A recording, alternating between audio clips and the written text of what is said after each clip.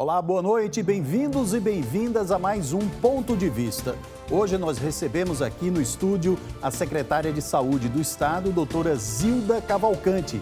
Com ela vamos falar sobre as conquistas da saúde no Estado, mas também sobre os problemas. Secretária, obrigado pela gentileza de vir até aqui nos estúdios da Tribuna.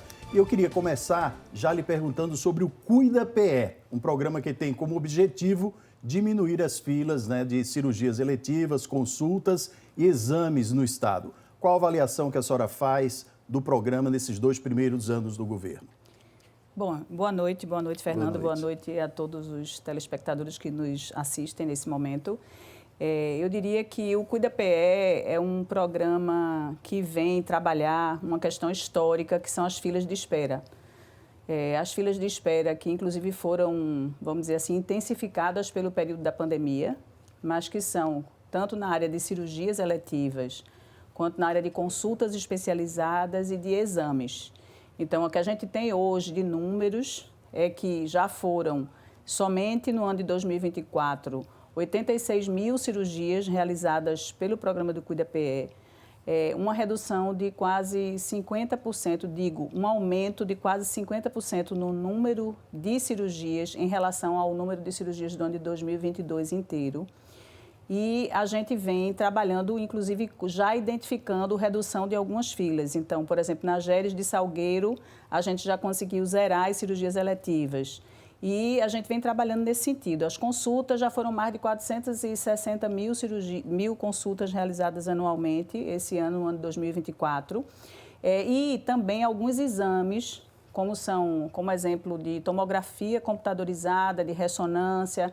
A gente já identifica, nesse ano de 2024, de maio a dezembro, nem no ano inteiro, a gente já observa uma redução de 6% na fila de ressonância e uma redução de 40% na fila de tomografia. Então, a gente vem, vamos dizer, encarando de frente o que é um problema histórico na saúde, que é essa longa espera de acesso a cirurgias, consultas e exames.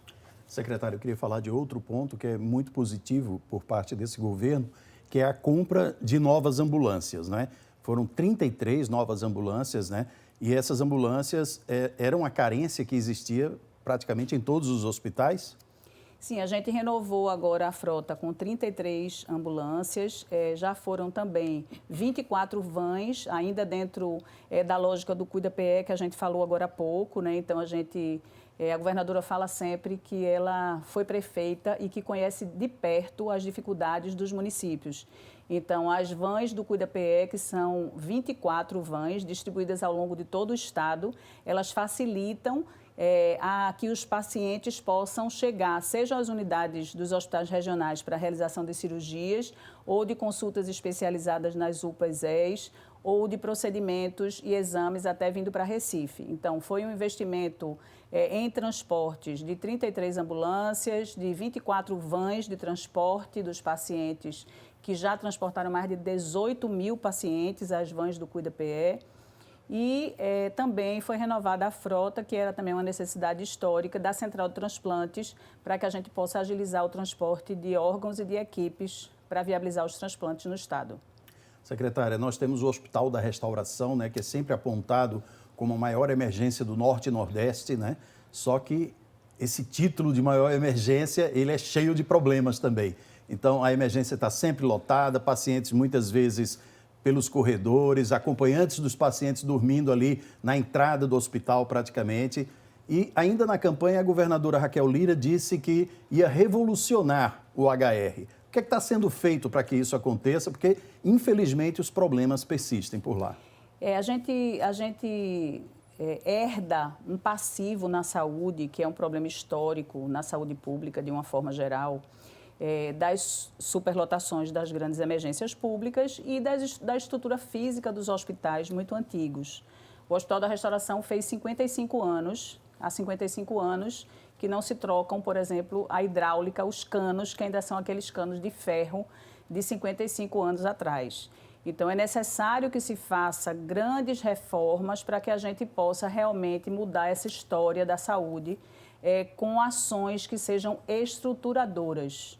E aí, no Hospital da Restauração, quando a gente passa, Fernando, ali na frente, na Agamenon Magalhães, a gente não tem a noção que existem 2 andares hoje fechados em reforma. O 6º e o 8º andar, hoje, estão fechados para reforma. O 7º andar norte já foi entregue e o 7º andar sul também vai iniciar a reforma. Mais de 23 milhões de investimento no Hospital da Restauração. Quando acabar a reforma do 6º e 8º nos próximos meses, vai iniciar do 4º e 5º e, em seguida, o projeto que vai ser licitado do 0 ao 3º, do térreo ao 3º andar. A restauração vai precisar ser reformada inteira, inclusive, entendendo-se um perfil de maior hospital de trauma do Norte e Nordeste, atendendo o politrauma, situações de enorme complexidade, inclusive com, por exemplo, o número de leitos de UTI que sejam adequados para a necessidade do hospital. A senhora falou aí em questão hidráulica, né, do hospital. Eu acho que cerca de uma semana atrás nós tivemos um problema sério de estouro de tubulação, né? Uma tubulação lá que estourou e foi água para todo lado. Isso, vez ou outra, ocorre, né? É por causa dessa tubulação antiga? Isso vai deixar de acontecer quando a reforma em toda a estrutura do 0 ao 9º andar puder ser feita e for renovada toda a estrutura hidráulica e elétrica do hospital. Aí sim a gente vai ter realmente uma resposta concreta. E a gente sabe que a urgência é enorme, né? A gente tem aquela necessidade de que as coisas já são tão antigas que sejam resolvidas rapidamente, mas eu posso garantir que está tudo caminhando, que 2 andares hoje estão em reforma, são 23 milhões. Nós vamos iniciar a reforma do térreo ao 3º andar e uma reforma estruturante. Não é uma pintura na parede, é uma reforma que envolve toda a estrutura hidráulica e elétrica desses hospitais, que são hospitais centenários, né? São hospitais de décadas, alguns deles do século passado, né? Que a gente realmente precisa ter vamos dizer, uma responsabilidade em fazer ações que sejam estruturantes para a saúde. Nos outros grandes hospitais, secretária, a realidade, em muitos deles, como Otávio de Freitas, Barão de Lucena, Getúlio Vargas, também não é das melhores. A senhora acha que melhorar as condições dos grandes hospitais é talvez o maior desafio da sua administração como secretária? Melhorar a superlotação e a administração dos grandes hospitais é um problema histórico na saúde, né? É um problema que não é de hoje, mas que a gente já ouve, inclusive eu como médica há 35 anos do SUS, a gente ouve essa situação, que é uma situação de enorme dificuldade na saúde pública do Brasil inteiro. E a gente precisa entender que são ações que são multidimensionais. A gente não vai resolver problemas complexos com ações simples. E a gente precisa entender que existem várias ações. Uma delas, a regionalização, que inclusive é uma bandeira que está lá no plano de governo da governadora Raquel Lira, que a gente entende que as pessoas precisam ser atendidas perto de casa. E quando a gente é atendido num hospital perto da nossa casa, e a gente pode estar próximo à nossa família, próximo à nossa região, a gente vai se recuperar mais facilmente. E, mais do que isso, que não precisem todas as pessoas ao longo de todo o interior de Pernambuco serem removidas para os grandes hospitais na região metropolitana. Então, com a regionalização da saúde, com as pessoas sendo atendidas o máximo possível perto de casa, a gente diminui a superlotação também nos grandes hospitais. A governadora Raquel Lira, preocupada também com essa situação, lá no início da gestão, em janeiro de 23, foi procurar o que existia de consultoria, inclusive, que tivesse vamos dizer, um reconhecimento nacional e que pudesse nos ajudar. E, nesse sentido, foi contratado o Einstein, que está aqui, está trabalhando com eficiência, com processo de trabalho, com fortalecimento do núcleo interno de regulação, com, inclusive, desenho do perfil dos hospitais, para que a gente possa, de fato, mudar essa história através da melhora da governança dos hospitais, da regionalização para reduzir superlotação, para que a gente possa realmente, diz que a gente só muda o final da história se a gente mudar o começo, não é isso? Então, a gente precisa fazer um novo começo para a gente poder ter um novo resultado no final. E a gente entende que melhorando a eficiência trabalhando com uma consultoria como tem o peso do Einstein, que tem o conhecimento e a ajuda que tem dado a gente, com processos de trabalho, com governança, para que a gente melhore internamente os processos internos dos hospitais e, paralelo a isso, a gente possa trabalhar com a regionalização, a gente com certeza vai fazer a diferença. E só a questão da regionalização, que eu acho que precisa que a gente reforce, né, com relação à materno-infantil. Depois que a gente assumiu o governo, a gente conseguiu habilitar 2 maternidades de alto risco em Vitória e em Salgueiro, o que melhorou muito a superlotação das maternidades aqui da região metropolitana. Nós estamos trabalhando num fortalecimento grande na cidade de Serra Talhada, que fica mais ou menos no meio do estado e atende ali todo o sertão. E no Hospital Eduardo Campos, em Serra, foi habilitado nessa gestão emergência 24 horas em cardiologia, em cirurgia vascular, em neurologia, inclusive com máquina de hemodinâmica. Pra você ter uma ideia, Fernando, as pessoas que tinham um infarto, por exemplo, naquela região do sertão, no sertão do Araripe, a pessoa teve um infarto ali, antes ela teria que vir ao Mestre Vitalino em Caruaru. Agora ela é atendida na emergência do Eduardo Campos, em Serra Talhada. A pessoa teve um AVC, ela vai ser atendida num hospital que hoje, inclusive, tem um prêmio de excelência, na excelência do tratamento do AVC, que é o Hospital Eduardo Campos, em Serra Talhada. Então, a gente consegue fortalecer a ortopedia pediátrica, a gente habilitou a ortopedia pediátrica em Serra, em Arco Verde. Então, tudo isso junto fortalece a regionalização. Qual a situação hoje, secretária, com relação à abertura de novos leitos nos grandes hospitais? Eu tenho um número que a própria secretaria me deu de 532 novos leitos no estado entre fevereiro de 23 e junho de 24 em 37 unidades hospitalares. Esse número, 532 novos leitos, foi suficiente ou a gente ainda tem uma carência grande de leitos? O que a gente precisa, quando a gente fala em comprar leitos de forma complementar ao SUS, inclusive ainda em cima da lógica do que a gente estava falando agora há pouco, da superlotação dos hospitais, a gente precisa primeiro entender qual é a nossa necessidade. E depois comprar esses leitos de retaguarda, seja comprar ou inaugurar nas unidades próprias, para que dentro de uma lógica do perfil de cada paciente. Se eu preciso de leitos de cirurgia ortopédica, não adianta eu querer comprar leitos de pediatria ou leitos de clínica médica. Então, a gente precisa entender primeiro, através de um diagnóstico de toda a rede, qual é a nossa necessidade, para a partir daí, de forma regionalizada, de acordo com a população de cada região e da especificidade de cada região, comprar ou inaugurar esses leitos. Então, esses 532 leitos, eles estão dispostos hoje ao longo de todo o estado e de forma com as suas especificidades e atendendo à regionalização. Então, se a gente for analisar, são quase 2 hospitais de 250 leitos que foram inaugurados nessa gestão, mas com esses leitos espalhados ao longo de todo o estado. Ok, muito bem, secretária. Vamos fazer um rápido intervalo. Você não saia daí, a gente volta já já.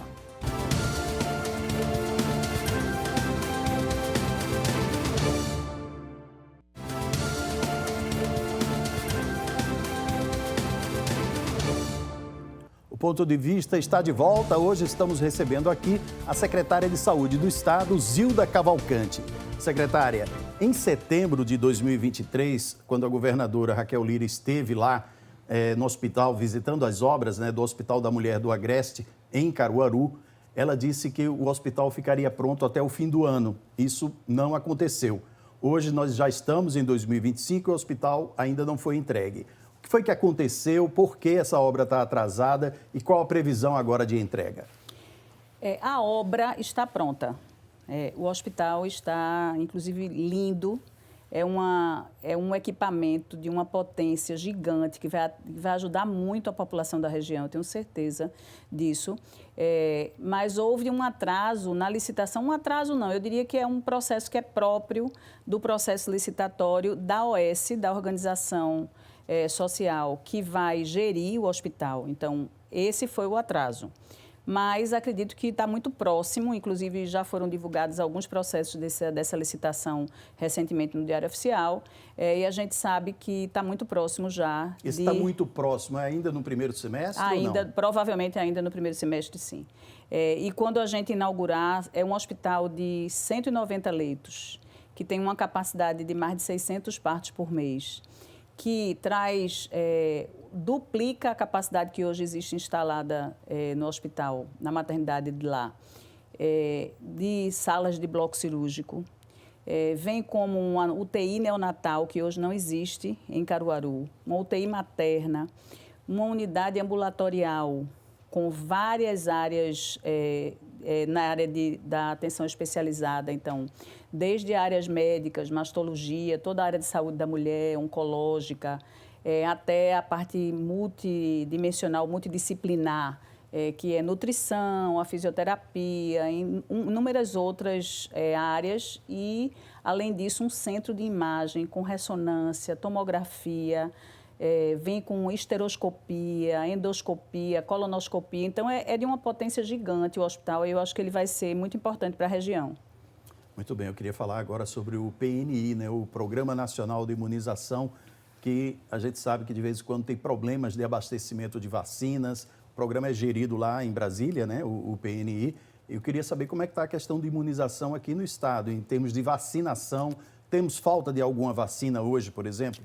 A gente funciona no programa estadual de vacinação como um distribuidor. A gente recebe as vacinas que são adquiridas pelo PNI, como você disse, pelo Ministério da Saúde, e a gente repassa essas vacinas para os municípios.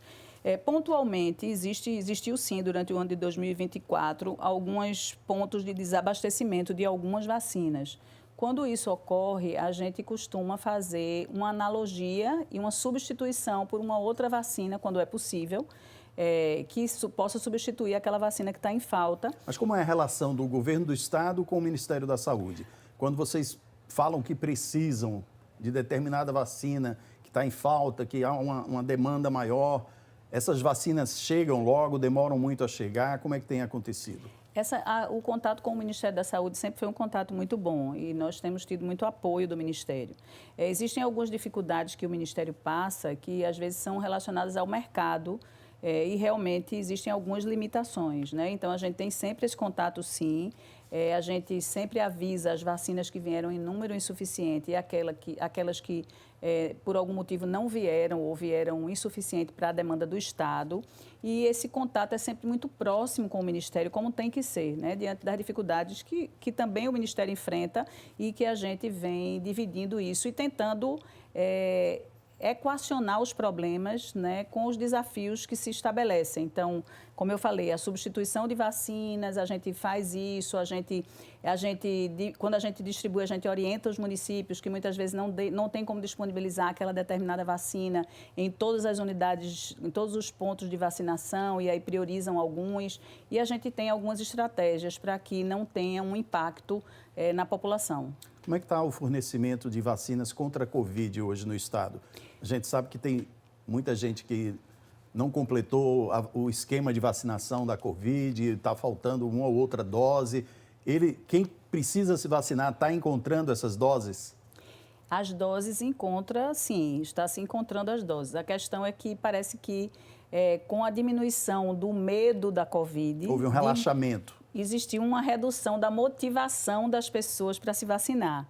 Então, tem sido vamos dizer assim, uma batalha constante junto à população e junto aos municípios para que a gente, junto, né, Estado e municípios, a gente possa dizer às pessoas o tanto que é importante manter a vacinação em dia.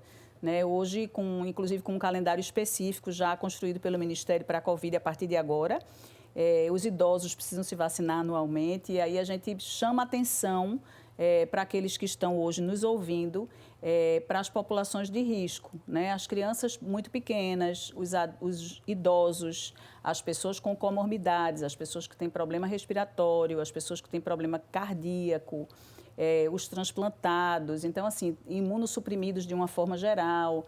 A importância da gente manter atualizado o calendário vacinal de uma forma geral e muito importante a Covid para que a gente continue se protegendo. A gente pensa que a Covid acabou. Inclusive, houve um aumento de casos agora no fim do ano para o início desse ano, né? Isso. Como é que o governo lidou com isso? A gente vê que os casos que desenvolvem, a grande maioria deles são casos leves. E não existe um impacto, uma pressão no sistema de saúde, especialmente da síndrome respiratória aguda grave, uma demanda por UTI. A gente vê que não existe isso hoje no sistema de saúde, mas, pontualmente, aquelas pessoas, os idosos, as crianças ainda são passíveis de mais complicação e por isso que a gente alerta que mantenha o calendário vacinal em dia para a gente evitar e cuidar das pessoas que a gente ama, né? E evitar que tenha qualquer gravidade. A gente tem hoje nós temos alguma vacina faltando, alguma vacina importante que o Estado não tem um estoque suficiente, digamos? Não, a gente teve uma descontinuidade durante o ano de 2024 na vacina da varicela, especialmente, entre outras, mas a gente, como eu disse, hoje a gente mantém uma distribuição com as orientações aos municípios para que a gente mantenha a cobertura vacinal. De uns anos para cá, a gente tem visto, de vez em quando, casos de coqueluche, secretária. Nesse último ano, até um pouco menos do que no ano anterior, né? Mas casos de uma doença que parecia já superada, né, digamos assim. E existe a vacina contra a coqueluche, né? O que é que está acontecendo? Por que a coqueluche está voltando, pessoas estão voltando a ter coqueluche, uma doença que parecia superada já? Como você falou, o número de casos em 2024 foi inferior ao número de casos em 2023. E em todas as duas situações, poucos casos, né? Foi em torno de 60 em 2023, em torno de 40 em 2024. Então, em relação a um percentual dentro da população, é um número de casos muito pequeno, que não traz nenhum tipo de alarme no sentido de um surto da doença. O que a gente precisa estar alerta é que a vacina, ela não evita a doença. Habitualmente, ela pode até evitar a doença. A vacina evita a doença em algumas situações, mas ela principalmente evita os casos graves.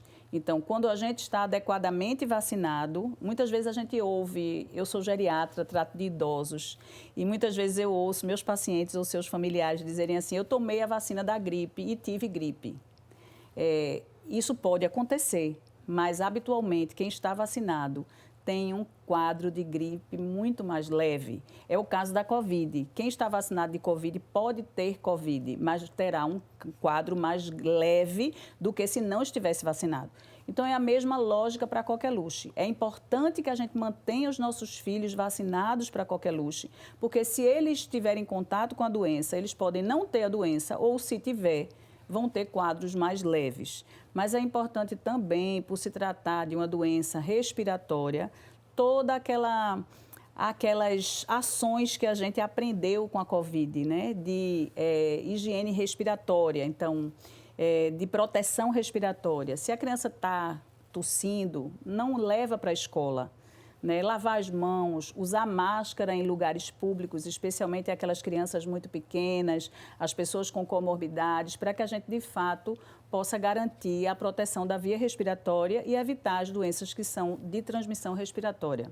Secretária, a gente teve uma conversa antes de começar a entrevista, mas um assunto que eu não cheguei a falar com a senhora foi raiva humana. Nós tivemos, infelizmente, né, nesse início de ano, um caso de raiva humana aqui no estado, no Recife, uma mulher de Santa Maria do Cambucá, né, de 46 anos, que foi mordida por um saguim e morreu, né, morreu no Hospital Oswaldo Cruz.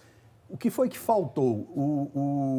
Na semana passada, a gente entrevistou o infectologista Demétrio Montenegro e ele levantou a questão que pode ter faltado um acompanhamento, faltou a pessoa do município dela, que atendeu ela pela primeira vez, se ela não voltou, tendo sido mordida por um saguim, faltou talvez a busca ativa, que chama, né? De ir lá, de procurar saber como é que ela está, de por que não vacinou e vamos tomar a vacina. Isso faltou, a senhora reconhece que faltou isso no primeiro atendimento lá no interior? É difícil analisar de forma retrospectiva, sem entender o que aconteceu nos detalhes, né? A gente sabe que existem muitas responsabilidades envolvidas, inclusive na prevenção de doenças que são conhecidamente fatais, né? A raiva, ela só não é 100% fatal porque teve um caso aqui no Hospital Oswaldo Cruz que o paciente sobreviveu à raiva, mas com muitas sequelas.